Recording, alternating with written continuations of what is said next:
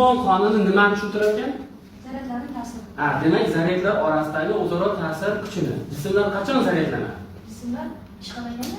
Demak, jismlar o'tgan darsda tajribada ko'rsatildi. Bir jismni ikkinchi jismga ishqalaganimizda zaryadlanish amalga nima qiladi? Oshiriladi. Demak, o'sha elektron ketadi yoki elektron keladi. Elektron kelib qo'shilsa, qanaqa ion hosil bo'ldi? Elektron kelib qo'shilganda manfiy ion hosil bo'ldi. Elektron chiqib ketganda musbat ion bo'ldi. Ion degani zaryadlangan zarracha. O'sha zaryadli zarralarning o'zaro ta'sirini tushuntiradigan formula Coulomb qonunining nimasi ekan? Formulasi ekan.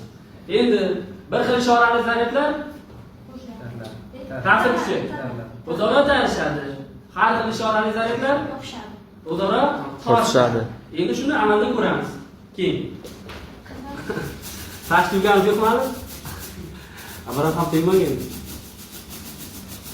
Xo'sh. Bu nima? Elektrik. Qarang. Ta'sirini ko'ryapsan? Mana qanday deb qo'yadi bular? Musbat. Yo manfiy. Musbat. Qarang. Bu qanaqa zaryadlandi? Musbat. Manfiy. Manfiy. Folga.